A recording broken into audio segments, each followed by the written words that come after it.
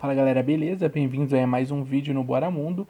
E é um vídeo de história geral, nós estamos no vídeo 8, beleza? Bom, a gente vai falar um pouco como vocês viram aí no título, a evolução do Reino Franco e da dinastia Merovingia, tá bom?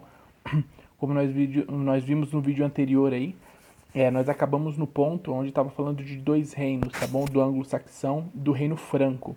E lá no Reino Franco, é, tem o rei Meroveu, e esse rei Meroveu ele vai dar um início a uma dinastia, tá? Que é a dinastia Merovingia, tá certo? Então vamos lá, o que acontece? Tem um senhor que o nome dele é Clovis, lá em 482 até 551, ele vai causar umas transformações aí no esquema de reinado, tá certo? Bom, primeiro que ele vai conseguir administrar, tá, aquele poder que ele tinha de reino, ele vai aplicar uma administração, ele vai conseguir consolidar as fronteiras, tá certo? As fronteiras militares e de território que eles tinham ali, tá? Ele vai conseguir iniciar uma campanha militar muito forte contra os visigodos, e ele vai iniciar essa campanha e vai ter um povo que ele vai dominar, que é os burgúndios, tá? Ele vai dominar esses povos. Os burgúndios nós já falamos no vídeo anterior também, tá? O que acontece? Ele faz toda essa movimentação e junto com isso acontece a conversão dele para o cristianismo. Esse Clovis ele vai se converter ao cristianismo, tá certo? Ele se converte ao cristianismo e logo na sequência ele vai fazer uma unificação, tá? Ele vai unificar a religião com a política agora, certo? Então olha só como é que o reino vai tomando característica.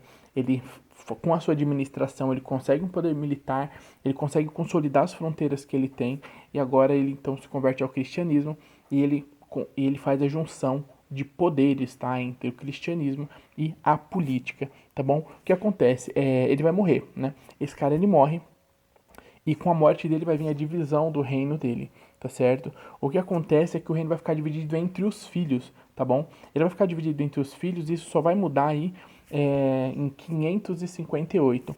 Nós estamos falando mais ou menos desse período, tá? A partir de 480 depois de Cristo em diante. Então nós estamos agora em 558, tá? Bom, um dos filhos, né, que é o nome dele é Clotardo. Olha o nome do cara, Clotardo, tá? O que acontece? Ele vai expandir e ele vai unificar os reinos que estavam divididos. Os reinos estavam divididos, ele vai fazer a unificação e ele vai começar uma expansão, tá certo? E uma unificação aí. O que acontece? Esse cara vai morrer, ele vai fazer esse processo e o Clotardo II, certo? Que vai ser o próximo na sucessão, ele vai continuar o desenvolvimento dessa dinastia, tá certo? O que acontece? Esse Clotário II aqui, ele vai fazer uma realização, e pode-se dizer que talvez uma das maiores dessa dinastia, certo? Dos Merovingios, que ele vai conquistar a Germânia, tá? Ele vai conquistar o território da Germânia, que era lá dos germanos, né? Dos germânicos. Se vocês lembrarem dos vídeos anteriores, eu falo um pouco dos povos bárbaros, e tem um deles, né, que fizeram uma expansão também de reino, que são germanos. E aqui, esse segundo rei aí, o Clotário II, ele vai conseguir tomar esse território dos germanos agora, tá certo? Bom, até aí o que acontece? Beleza, eles conseguiram fazer toda essa administração. Mas lá a partir do Clotário II vai acontecer o seguinte, vai acontecer uma falta de administração, tá certo? Ele não vai, e é uma administração geral, tá? Ele não vai conseguir administrar, quando eu falo falta de administração, é realmente não conseguir colocar nos eixos nada, não é que faltou um pouquinho para administrar. Para você ter uma ideia, as moedas de ouro, né, que era parte do comércio, do sistema monetário, elas desapareceram. Então, quer dizer, aquele sistema ele foi, quer dizer, já era pobre, né, o sistema de comércio ali, e ainda ficou sem um sistema monetário, né? O sistema monetário ele não conseguiu colocar uma ordem para o poder religioso, administração política regional, esse poder no sistema geral ele não conseguiu, tá? Então, quer dizer, já ficou muito fragilizado isso daí, tá certo? Estamos na falha da administração. Bom, o que acontece? Nessa falha de administração, nessa família, os irmãos eles brigavam muito entre si por territórios, né? E toda essa questão de esses elementos que davam poder, né? Questão monetária, território. Então o que acontece? Quem administrava ali melhor, de uma forma melhor, tudo que acontecia, o reino, enquanto havia essa briga, é interessante que tem um nome aqui. É, era uma pessoa indicada pelo rei Franco. O nome aqui é Major Domus, tá? Major Domus tem várias traduções. Eu peguei uma aqui que é prefeito do palácio ou administrador do paço, mas prefeito do palácio é mais legal. Esse prefeito do palácio era um cara indicado pelo rei dos francos, tá? E aí ele meio que administrava enquanto a galera tava confusa, tava se perdendo, tava um brigando com o outro, então ele fazia uma administração ali de leve para manter as coisas organizadas, tá? O que acontece? Esse rei era indicado pelos francos e ele trabalhava enquanto havia uma disputa das famílias. Isso vai ser muito importante ter esse cargo e ter esse rei, tá? Porque o que acontece é o seguinte, enquanto eles administravam, enquanto acontecia essa briga, pode ver que isso era uma indicação do rei. Depois, esse cargo do majordomos, ele vai se tornar hereditário, né? Então o rei não indicava mais, ele passava hereditariamente para o seu filho ou para o próximo da sucessão, tá certo? O que vai acontecer? Vai surgir um cara que é o Carlos Martel, tá? Esse Carlos Martel aqui, ele é um majordomos também, certo? E ele vai fazer, é nesse momento, né, com ele, porque ele vai fazer um ato que já vou explicar, é que realmente os majordomos tomam o poder, eles conseguem então, com toda essa administração, toda essa ação que eles fazem, eles conseguem então deter o poder da ação, tá certo? E é o seguinte, esse Martel aí, ele vai fazer uma mobilização de exércitos e os árabes e os muçulmanos vão tentar tomar a Europa, vão tentar subir para a Europa, se expandir na Europa. E ele lá em 732, em um combate, ele vai juntar, vai levar as tropas e vai conseguir impedir os muçulmanos e os árabes de se espalharem na Europa, tá certo? Bom, ele vai morrer também. Ele vai morrer e vai deixar um sucessor dele, que vai ser então o Pepino, tá? Eu espero que tenha um nome regional que dê um sotaque melhor, porque Pepino é um tanto bizarro, né? A pessoa assim, ô Pepino, como é que tá a administração? Mas o nome do cara era Pepino. Esse Pepino é o seguinte, ele é conhecido como Pepino o Breve, tá bom? Esse Pepino vai destronar o último rei merovingio, tá bom?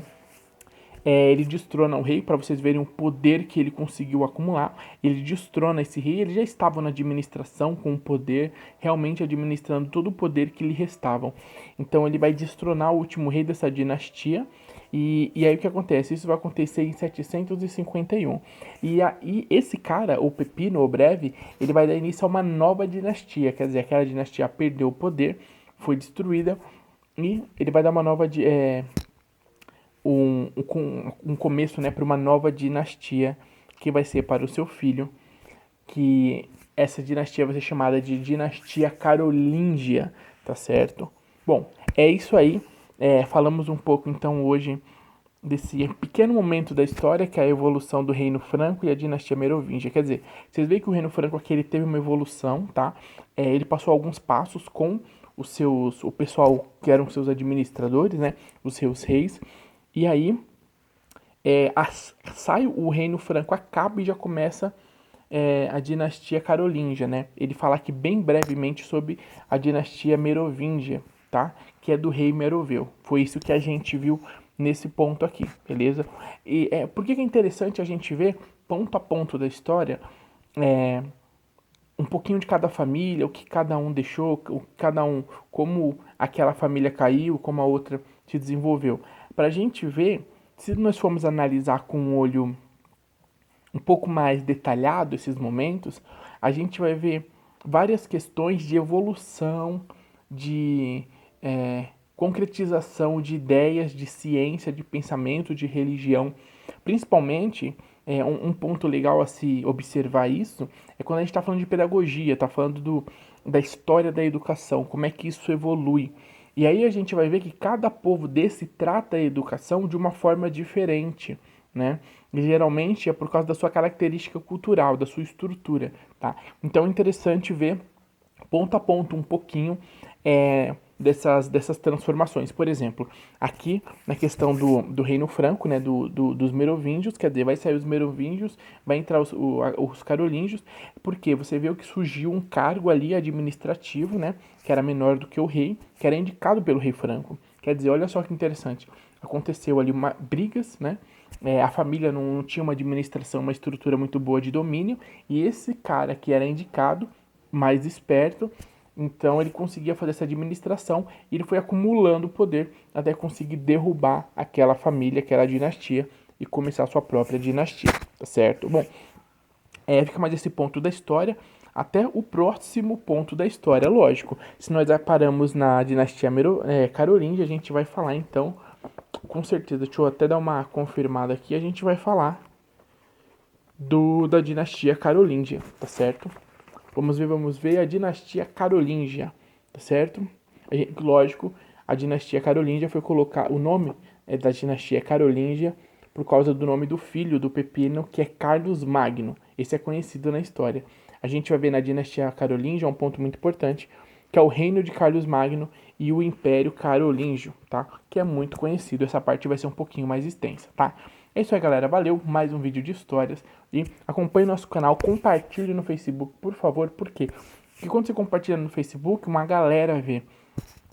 E tem uma galera que acha muito bacana. Tanto para estudo, tanto para relembrar a matéria, tanto para gente que gosta desse tipo de informação sobre história e tal. Acompanha também, tá bom? Então tem uma série de pessoas que acham bacana. Então compartilha para esse pessoal achar o conteúdo, beleza? Bom, valeu, esse aí, até o próximo vídeo, curte o canal, compartilha. Nós temos uma página no Facebook, tá? Que é o Bora Mundo também. Lá tem muito mais conteúdo. É uma espécie de jornal do estudante, do pesquisador.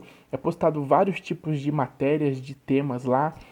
Então, mais ou menos de 3 em 3 dias, 2 em 2 dias, aparece um conteúdo novo. Você lê ele lá, tá? E é isso, para te ajudar e somar mais informações para você, beleza? Bom, é isso aí, até o próximo vídeo. Compartilha, curte, clica no sininho. Até mais.